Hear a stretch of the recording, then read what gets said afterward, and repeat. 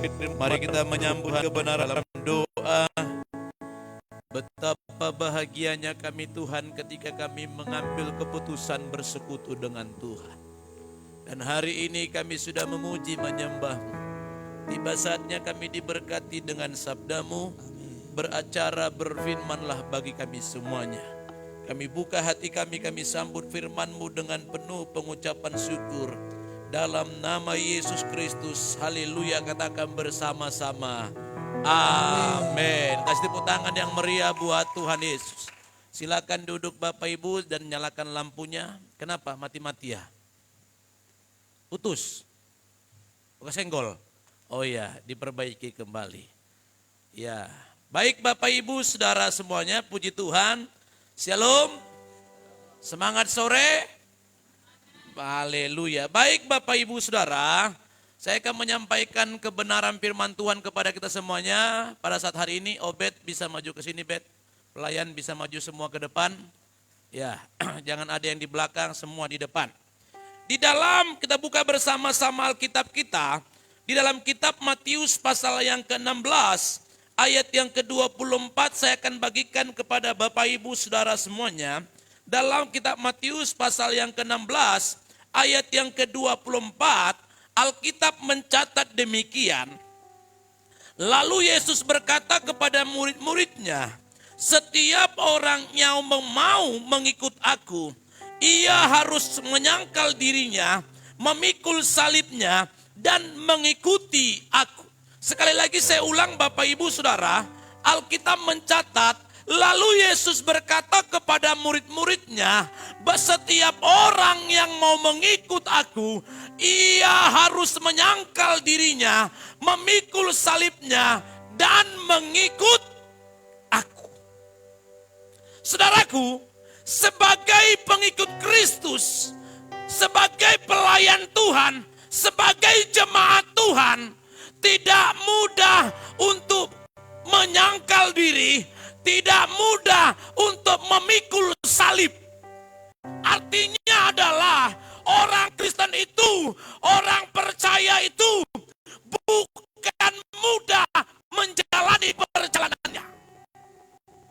Jadi kalau ada orang bilang ngikut Yesus itu enak, maaf Bapak Ibu Saudaraku, tidak mudah ngikut Yesus, tidak gampang mengikut Yesus. Jauh-jauh hari dia berkata, hei Charles Manorong, kalau kau ikut aku, engkau harus siap menyangkal diri, engkau harus siap mikul salib. Bapak Ibu Saudara, kalau Anda dan saya hari ini menjadi orang Kristen yang biasa-biasa, maaf, levelmu itu kemungkinan ketika diperhadapkan dengan masalah kecil, engkau sudah jatuh. Mengapa Anda selalu terjatuh dan terjatuh dan terjatuh? Karena Kristen yang kau guluti, Kristen yang kau anut hari ini, Kristen yang kau pakai hari ini, Kristen yang dimana bukan menyangkal diri dan memikul salib. Kristen yang kau ikuti hanya Kristen liturgi. Orang kalau Kristen hanya mengikuti liturgi gereja, Anda tidak akan pernah siap diperhadapkan dengan hal-hal yang besar. Jadi bagi banyak orang datang ke gereja berpakaian rapi, datang ke gereja membawa persembahan, datang ke gereja terima doa berkat, bagi mereka adalah sudah menjadi bagian dari pengikut Kristus. Maaf, tidak seperti itu. Kristen yang sesungguhnya bukan di gereja ini. Kristen yang sesungguhnya ketika Anda pulang dari gereja ini. Makanya Yesus berkata, hai anak-anakku, hai murid-muridku, hai pengikutku, hai orang-orang yang percaya kepadaku. Kalau kau ikut aku, kau harus siap menyangkal diri. Kalau kau ikut aku, kau harus siap pikul salib. Gampang tidak? Gampang tidak? Bukan hal yang mudah. Kekristenan itu Bapak Ibu Ibu Saudaraku adalah sebuah pengorbanan. Bukan Kristen yang santai-santai. Kristen yang dimaksudkan oleh Yesus adalah Yesus yang kau sembah itu bukan Kristen yang asal-asalan. Kristen yang santai-santai. Tidak. Ada harga yang mahal yang harus kau bayar dari perjalanan kehidupanmu. Ada pengorbanan yang harus kau lepaskan dari kehidupanmu. Demi untuk Kristus Yesus yang sudah menebus. Makanya Bapak Ibu Saudara, kalau Anda dan saya tidak mengambil satu keputusan yang bulat dalam hidupmu, untuk sebuah komitmen dalam perjalananmu, maaf, Anda akan terus terjatuh, dan terus terjatuh, dan akan terus terjatuh, dan akan terus terjatuh. Kalau Anda sudah terjatuh, bangkit itu gampang enggak? Bangkit itu gampang enggak? Sulit. Kalau orang Bapak Ibu Saudaraku, maaf ya, maaf, yang kakinya mungkin dia pakai tongkat, harus disanggah dua kaki ini dengan sebuah tongkat. Dan ketika saya contohnya, ketika tongkat ini patah, dia terjatuh. Ketika dia terjatuh Bapak Ibu, ini sulit untuk bangkit. Butuh orang lain, butuh sahabat. Untuk apa? Memegang tangannya. Untuk apa? Dia bisa naik.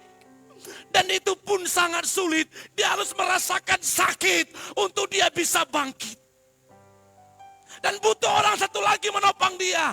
Akhirnya dia bisa bangkit kembali. Makanya Bapak Ibu, jangan biarkan dirimu terjatuh lagi. Karena untuk bangkit itu sulit. Untuk bangkit itu tidak mudah. Jangan kau permainkan Yesus dalam dirimu. Menjadi Kristen yang asal-asalan. Sambil engkau berkata, kan bohong dikit tidak apa-apa. Di mana kau belajar bohong dikit tidak apa-apa? Bohong tetap bohong. Jangan lagi kotori dirimu dengan hal-hal yang tidak benar. Kau harus berjuang. Kau harus berjuang untuk selalu perjalananmu. Setiap langkahmu yang kau lewati, setiap langkahmu yang kau lalui, setiap perjalananmu yang Tuhan izinkan, setiap kehidupanmu yang Tuhan percayakan, lalui dan jalanilah itu semuanya dengan mengarah kepada salib Yesus yang dia sudah rela mati bagimu.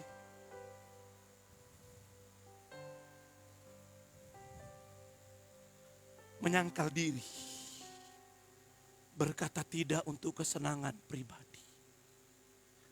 Menyangkal diri artinya adalah berkata tidak untuk kesenanganku. Menyangkal diri adalah berkata tidak untuk kepentingan pribadiku. Tapi aku harus mengutamakan bagaimana aku menyenangkan Sang Penciptaku. Menyangkal diri adalah berkata tidak untuk kesenangan pribadi. Tapi bagaimana menyenangkan Tuhan. Itu tidak mudah. Di gereja kita bernyanyi begini. Menyenangkanmu, senangkanmu, hanya itu kerinduanku. Menyenangkanmu, senangkan hatimu, hanya itu kerinduanku. Itu di mana? Itu di mana? Di gereja. Di gereja. Coba bilang, kau hanya di gereja nyenangkan Tuhan. Coba bilang begitu. Di luar sana Bapak Ibu Saudaraku, kau lain nyanyi walaupun kau udah bernyanyi.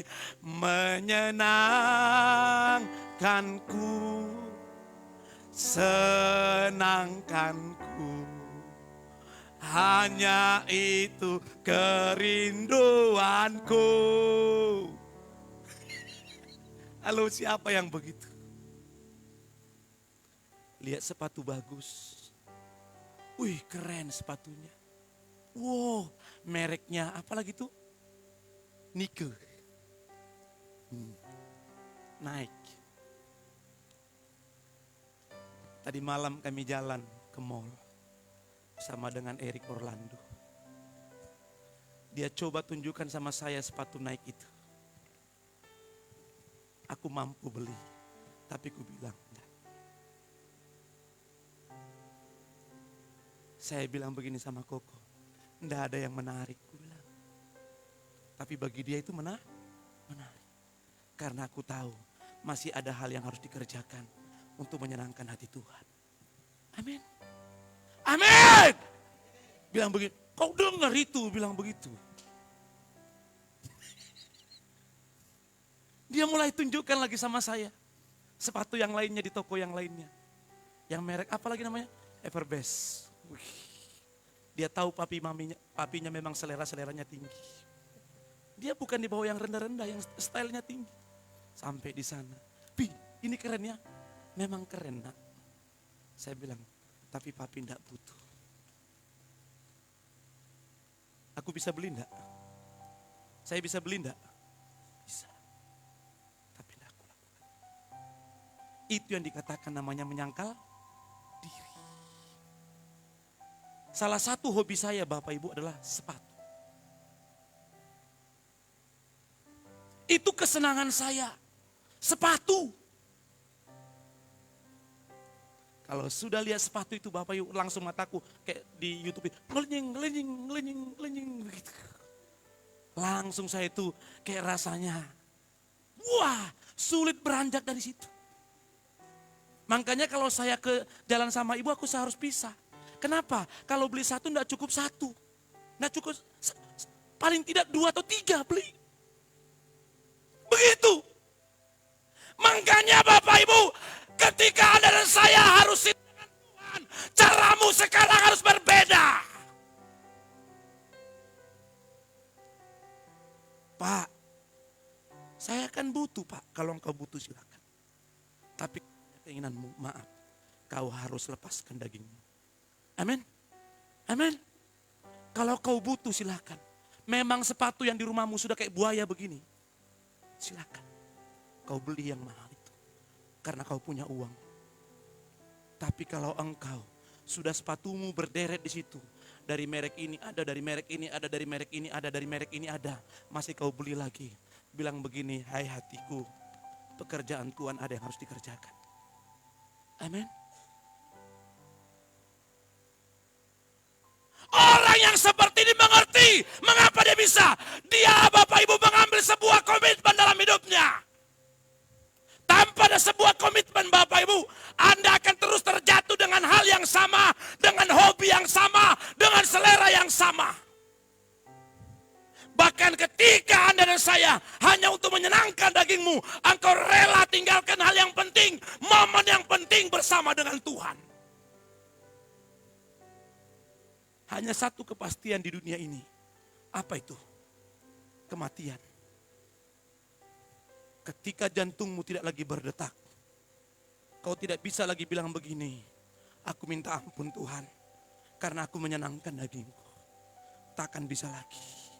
Ketika jantung itu tidak lagi berdetak, maka sekujur tubuhmu akan kaku.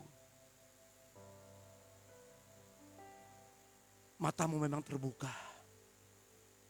tapi jantungmu sudah tidak berdetak. Maka sahabatmu berkata begini, kalau dia tetangga sebelah, innalillahi wa inna ilaihi raji'un.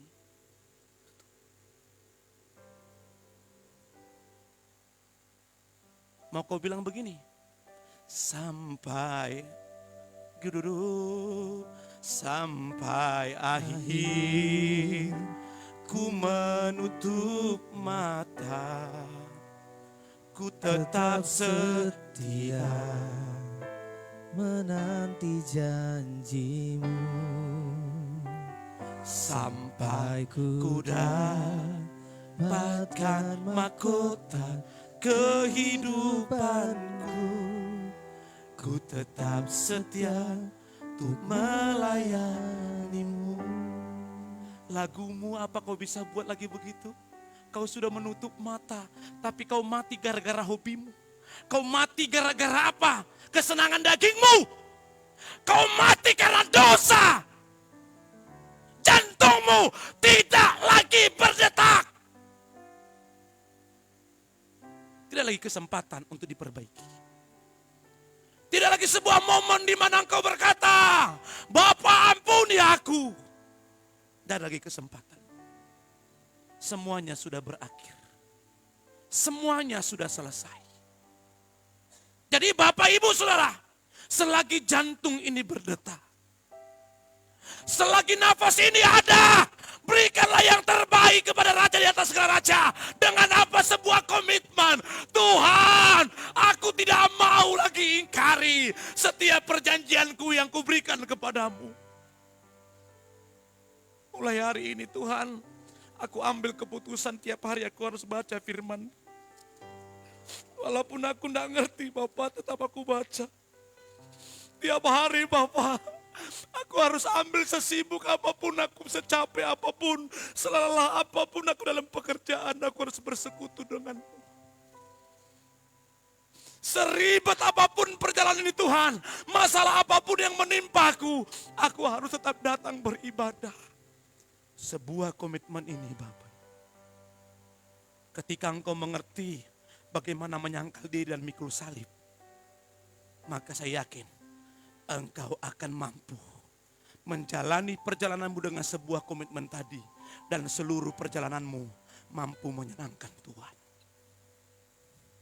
Itu sebabnya dalam kitab Filipi berkata begini. Filipi pasal 2. Buka. Filipi pasal 2. Filipi pasal 2 ayat yang kelima. Hendaklah kamu dalam hidupmu bersama menaruh pikiran perasaan yang terdapat juga dalam Kristus Yesus. Saya mau berkata kepada Bapak Ibu, mampukah Anda, gampangkah Anda untuk sepikiran dan seperasaan dengan Tuhan? Hah? Si Charles ini kan ada pacarnya di situ. Charles, ini dikatakan begini, hendaklah Charles dalam hidupnya Charles bersama menaruh pikiran perasaan yang terdapat juga dalam pacarnya. Gampang enggak? Hah? Gampang enggak kau sepikir dan seperasaan dengan dia? Enggak gampang. Betul? Betul. Padahal kau selalu bersama-sama dengan dia. Apalagi dengan Kristus. Enggak mudah. Mereka saja sering cekcok. Betul enggak? Kamu sering cekcok? Sering ya. Saudaraku. Tetapi ketika Anda mampu menaruh pikiran dan perasaan yang terdapat juga dalam Kristus Yesus, saya yakin komitmenmu akan luar biasa. Makanya Alkitab mencatat, hendaklah kamu dalam hidupmu bersama menaruh pikiran dan perasaan yang terdapat juga dalam Kristus Yesus. Itu tidak titik loh. Terus ayat 6. Ini dia. Yang walaupun dalam rupa Allah tidak menganggap kesetaraan dengan Allah itu sebagai milik yang harus dipertahankan. Perhatikan baik-baik. Yang walaupun dalam rupa Allah tidak menganggap kesetaraan dengan Allah itu sebagai milik yang harus dipertahankan. Dia Raja, Dia Tuhan, Dia yang bertata dalam kerajaan sorga, yang punya sorga. Tapi tidak menganggap semua itu menjadi milik yang harus dipertahankan. Makanya beberapa minggu yang lalu saya bilang, kalau kau hari ini baru diberkati Bapak Ibu, sepeda motor, jangan sombong. Amin. Amin. Kalau kau hari ini bisa beli mobil second, Bapak Ibu jangan sombong. Kalau hari ini kau sudah dipercayakan Bapak Ibu mobil baru, jangan sombong. Amin. Tetaplah rendah hati. Karena itu milik yang tidak perlu dipertahankan. Ketika engkau punya segalanya, maka engkau harus tetap ada di bawah, tetap rendah hati. Terus ayat selanjutnya. Melainkan telah mengosongkan dirinya sendiri dan mengambil rupa seorang hamba dan menjadi sama dengan manusia. Dengan apa disetarakan Tuhan? Bapak Ibu Saudaraku, harusnya tidak pantas disetarakan dengan hamba, bahkan dengan manusia. Tapi dia mengambil itu dan mengosongkan dirinya. Itu ibaratkan begini Bapak Ibu. Kalau ada orang terkaya di Indonesia, di luar negeri. Siapa namanya? Bill Gates. Bapak Ibu, dia datang ke sini menjadi jemaat. Baru dia pel gereja ini Bapak Ibu Saudara. Pausi di situ, Obed di situ. Nggak ngepel gereja ini. Tapi orang kaya ini, dia datang ngepel gereja. Halo? Bill Gates yang duitnya banyak ini Bapak Ibu. Orang terhebat ini. Dia susun kursi. Gampang enggak itu? Gampang enggak? Enggak mudah. Tapi itu yang dilakukan Tuhan. Makanya saya katakan begini. Kalau engkau baru dipercayakan sesuatu, jangan sombong. Kalau kau baru dipercayakan Bapak Ibu, baru pekerjaan, jangan sombong. Kalau kau baru dipercayakan Bapak Ibu, baru cincin di sini, gelang di sini, anting-anting jangan kau bawa begini. Jangan sombong. Bila perlu kau tutupi semua itu. Amin. Amin. Jangan kau pakai gelang Bapak Ibu di sini gede-gede, cincin di sini gede-gede, sambil kau bilang begini, tolong ambil itu. Tolong ambil itu. Tahu-tahu yang ngambil Bapak Ibu Saudaraku, lebih gede cincinnya, lebih besar gelangnya. Artinya apa? Ketika hari ini engkau diberkati, masih ada orang yang lebih diberkati. Ketika engkau hari ini pintar, masih ada yang lebih pintar. Ketika hari ini engkau kuat, ada orang yang lebih kuat. Ketika hari ini engkau sukses, masih ada orang yang lebih sukses. Artinya di atas langit masih ada langit. Katakan bilang begini, kau dengar itu bilang. Amin. Makanya Bapak Ibu, Yesus ini yang punya tahta, yang punya kerajaan, yang punya segalanya. Turun ke dunia itu tidak mudah. Saya berharap doa saya, ketika Anda terus diberkati Tuhan, terus usahamu diberkati, bisnismu diberkati, pekerjaanmu diberkati, yang belum dapat pekerjaan, yang baru nyusun skripsi sudah dapat pekerjaan, tapi yang kau tetap rendah hati, tetap mengambil bagian dalam pelayanan. Rendahkan hatimu serendah-rendahnya, karena di sana Tuhan akan mengangkatmu setinggi-tingginya. Tapi kau baru lulus kuliah, sudah ngelamar kerjaan, Bapak dapat pekerjaan, sombong meminta ampun, disuruh pelayanan. John, pelayanan, sibuk. Padahal dia bukan sibuk. Sibuk apa? Tidur. Melainkan telah mengosongkan dirinya dan mengambil rupa seorang hamba dan menjadi sama dengan manusia. Ternyata bukan hanya ini saja Bapak Ibu. Ayat ke-8 puncaknya. Coba ayat 8. Dan dalam keadaan sebagai manusia, ia telah merendahkan dirinya. Kata merendahkan dirinya nih Bapak Ibu, itu kira-kira begini. Bukan begini merendahkan dirinya. Ini lebih tinggi, dia di sini. Kata merendahkan diri ini Bapak Ibu, ini bukan di sini. Yesus bukan di sini. Bukan di sini. Juga bukan di sini. Dia yang paling tinggi, dia turun di sini bukan. Dia turun di sini juga bukan. Tapi bahasa kata merendahkan diri itu, nih loh, saya ambil contoh. Nyunsep. Ngerti enggak? Biarkan saya kotor supaya Anda ngerti. Amin. Jadi kata merendahkan itu, tidak ada lagi tempat yang paling rendah. Sudah itu paling rendah dari segala yang rendah. Kalau Anda belum mampu merendahkan dirimu serendah-rendahnya, kejatuhanmu akan mungkin terjadi.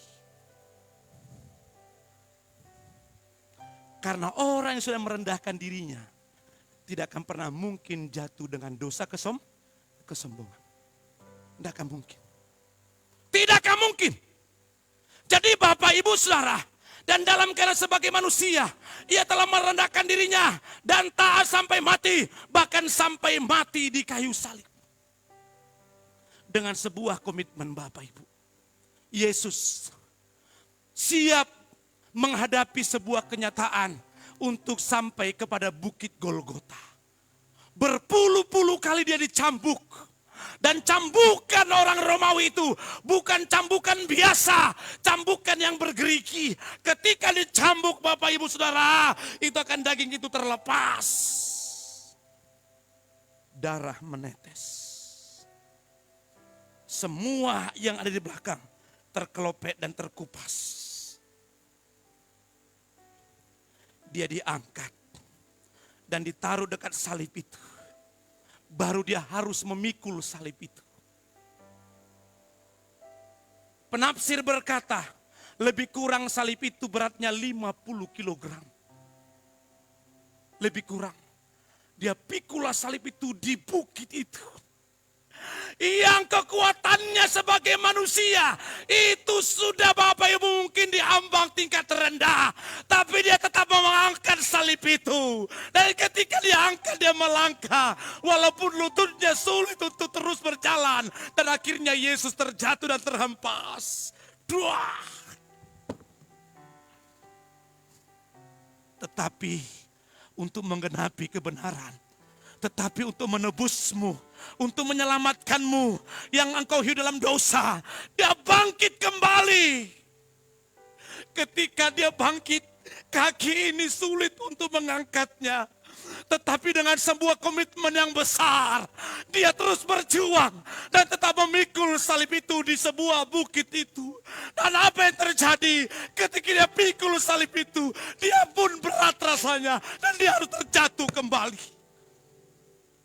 Dan kejatuhannya berulang-ulang.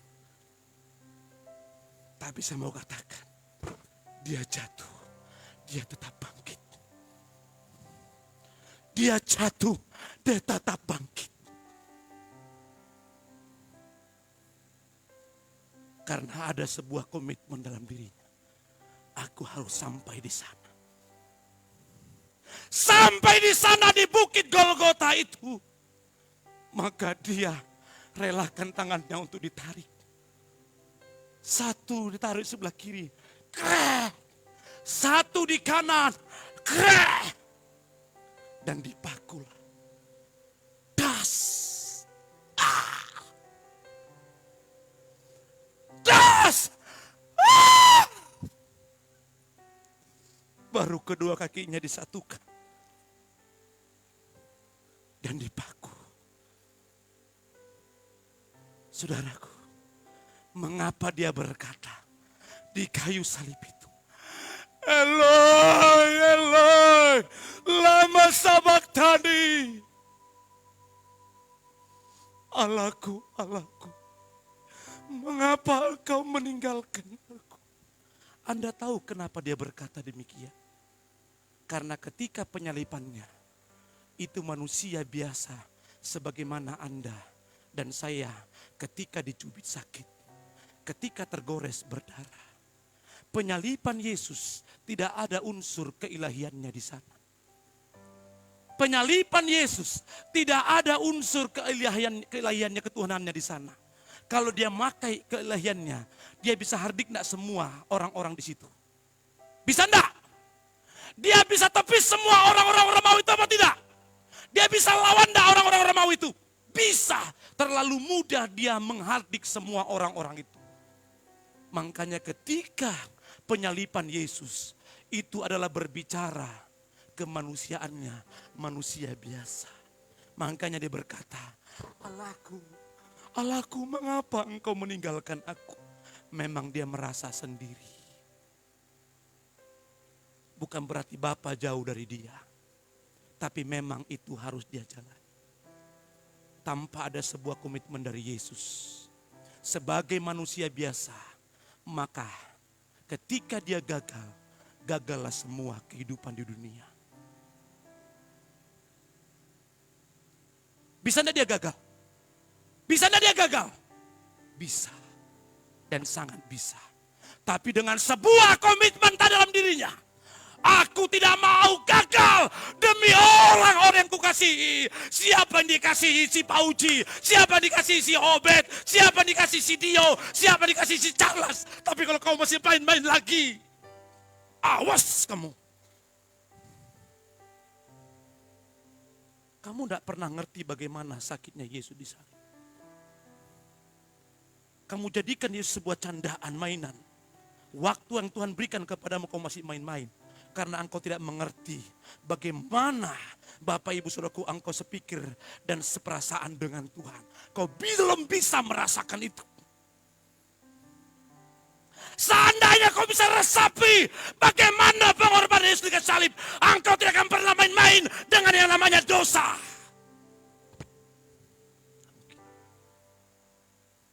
Kalau engkau seperasaan dengan Kristus, kalau engkau sepikir dengan Tuhan, saya yakin Bapak Ibu, daging akan mampu engkau taklukkan. Karena engkau tahu hidup ini adalah kesempatan. Sambil engkau nyetir mobil, hidup ini adalah kesempatan. Hidup ini untuk melayani Tuhan. Kalau engkau naik motor, hidup ini adalah kesempatan. Kalau engkau lagi nyuci pakaian, hidup ini adalah kesempatan. Kalau kau ngepel rumah, hidup ini adalah kesempatan. Kau mau tidur, kau nyanyi dulu. Hidup ini adalah kesempatan. Kalau engkau mengerti ini, saya yakin kau tidak pernah lagi bermain-main dalam kehidupan. Pasti kau kasih waktu yang terbaik, hidup yang terbaik, pikiran yang terbaik, hati yang terbaik. Makanya Yesus berkata yang kelima, hendaklah kamu sepikir dan seperasaan dengan Tuhan. Kalau engkau tidak bisa sepikir seperasaan dengan Tuhan, maka engkau tidak akan pernah bisa membangun sebuah komitmen. Percayalah, engkau akan bangun siang-siang lagi. Percayalah, kau akan diajak doa pun susah. Kenapa? Kau belum bisa sepikir dan seperasaan dengan Tuhan. Doa pagi jam 4 subuh. Ayo, ayo. Tapi di mana batang hidungnya? Ku cek satu-satu. Ku tanya ketua, mana yang ini? Tidak ada.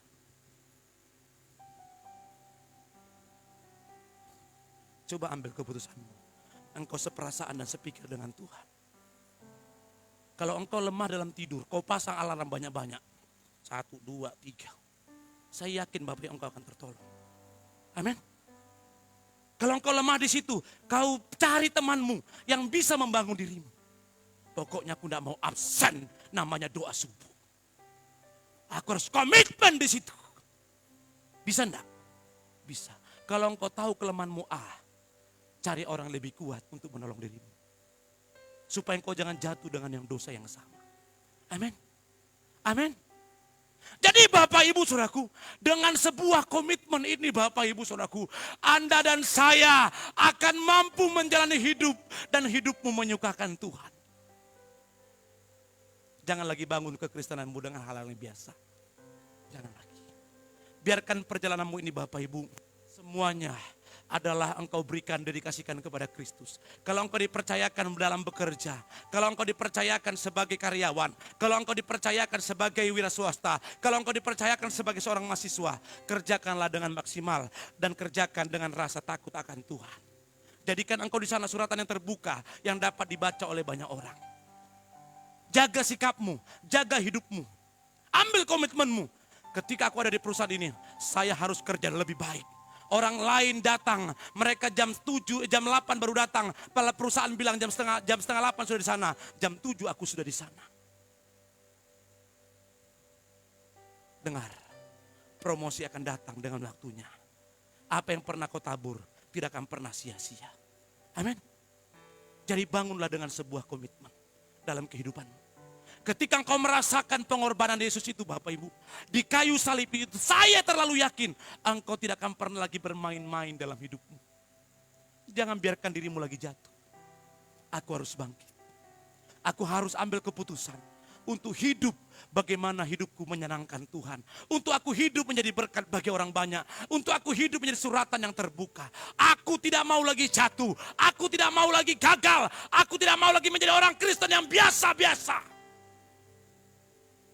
Aku tidak mau lagi absen dalam beribadah. Sekalipun aku malas waktu itu. Sekalipun ada temanku ngajak aku berjalan-jalan. Sekalipun ada temanku ngajak aku lebaran. Aku memilih untuk melayani Tuhan. Kenapa? Ada sebuah komitmen. Maka hari ini Bapak Ibu, bangun kembali komitmenmu. Komitmen itu adalah sebuah perjanjian. Komitmen itu adalah sebuah kesepakatan. Perjanjian kepada sahabat, perjanjian kepada Tuhan, dan kesepakatan terhadap dirimu sendiri. Mulai hari ini, aku tidak mau lagi malas. Mulai hari ini, aku tidak mau lagi malas-malasan. Mulai hari ini, dalam hari ini aku ambil keputusan untuk aku bersekutu sekian jam dengan Tuhan. Ambil komitmen. Tanpa ada sebuah komitmen, Anda akan menjadi orang Kristen yang asal-asalan. Kau datang sesuka hatimu. Kau akan menjadi orang Kristen yang akan jatuh kembali. Kau akan menjadi orang Kristen yang akan terus jatuh dan jatuh dan jatuh. Jatuh di mana? Dosa-dosa. Jatuh di mana? Sakit hati. Dosa di mana? Kekesalan, kepahitan, kekecewaan, kesenggol dikit marah. Dengar kata-kata sedikit yang keras sudah kecewa, kepahitan. Ketika pendapatnya tidak dihargai, dia sudah kecewa. Nih, kau baru dicubit sedikit. Kau bilang, bapakku aja tidak pernah kayak begitu.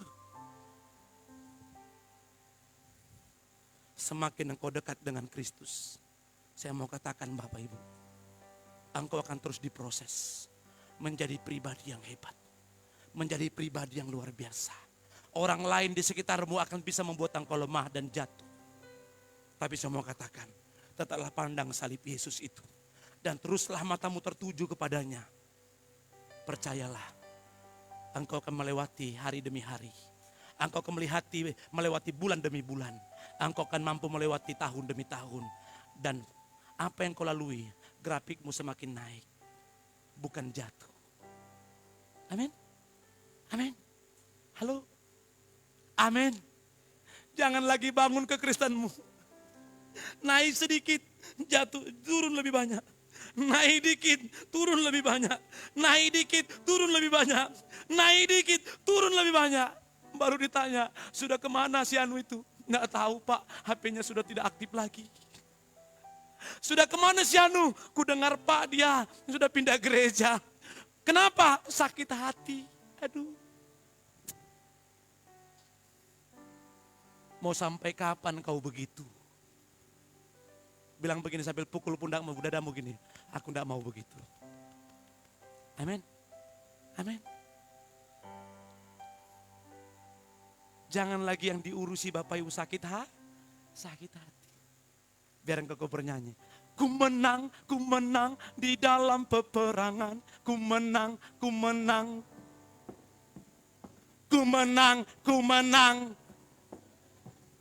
Haleluya, haleluya, ku menang. Amin. Ketika suamimu sikut engkau. Ketika suamimu, mama ini matanya taruh di mana? Jangan kau balas. Kau kira saya pembantumu kah? Stop. Jangan kau balas. Ketika kau balas, ribut enggak? Ribut. Laki-laki itu minta dihargai. Kau enggak taat sama imam, ini suamimu. Wah, mulai lagi begitu. Mulailah cekcok, cing-cong cang. Mulai apa yang di tangannya lepas. Pung. Dia lupa ternyata anak yang dipegang. Pung. Lepas juga Bapak. Anak saya rupanya aku lempar. Hati-hati. Dengar baik-baik. Kalau hidupmu mengerti pengorbanan Kristus, caramu sudah beda. Amin. Kalau istri lagi marah-marah gimana? Hah? Kalau istri lagi marah-marah gimana? Hah? Tetap senyum. Jangan kau pelototi begini. percayalah tambah jadi enggak. Tambah jadi enggak. Dan kalau istri lagi merepet, kau mau pergi, tambah jadi enggak? Tambah jadi. Kau tidak hargai saya sebagai istri. Saya sudah ngurus anakmu. Saya semua ngurus kamar mandi. Semua saya pel semuanya. Kau hanya tinggal datang makan. Semua apa yang tidak perlu dibicarakan, dibicarakan semuanya. Keluar itu dari perbenaran katanya. Makanya kalau pasanganmu lagi marah-marah, jangan kau pergi. Kecuali hal-hal tertentu sudah di atas ubun-ubun Bapak Ibu. Tanganmu sudah mau melayang, lebih bagus kau agak pergi, agak jauh sedikit. Tapi jangan keluar rumah. Karena kalau kau keluar rumah, percayalah, tambah jadi. Agak pergi sedikit, jauh dikit. Sambil ketika engkau dekat, jangan kau bilang, sudahkah? Tambah jadi enggak? Tambah jadi, nantang kamu ya? Wah repot. Makanya di sini Bapak Ibu. Orang lain bisa mengikutmu. Orang lain bisa melukai perasaanmu. Makanya saya bilang begini. Kalau engkau mengerti pengorbanan Yesus di kayu salib. Yesus memberikan ruang yang sebesar-besarnya dalam hatinya. Makanya dia berani berkata, ampunilah mereka. Sebab mereka tidak tahu apa yang mereka perbuat. Hari ini engkau yang sudah melayani Tuhan. Jangan berikan ruang dalam hatimu hanya seluas lapangan bola. Lapangan bola hanya 100 kali 100, artinya hanya 1 hektar Bapak Ibu. Tapi berikanlah ruang dalam hatimu kepada orang lain yang pernah melukaimu, yang pernah menyakitimu. Seluas apa? Seluas samudera. Amin. Amin. Istrimu melukaimu, engkau bisa mengampuni. Rekan sepelayananmu bisa menyikutmu, melukaimu, engkau mengampuni. Gembala mungkin menegurmu dan mungkin agak nadanya lebih tinggi, engkau bisa menerimanya dan mengampuni. Siapapun yang mau melukai perasaanmu, engkau belajar untuk mengampuni. Karena hatimu seluas samudera. Percayalah, ketika engkau bisa menerima orang lain apa adanya, di sanalah kehebatan yang sesungguhnya dalam hidupmu. Amin. Kenapa engkau bisa? Karena engkau mampu sepikiran dan seperasaan dengan Kristus. Dan hari ini ambil komitmenmu dalam Tuhan. Sama-sama bangkit berdiri. Haleluya. Hidup ini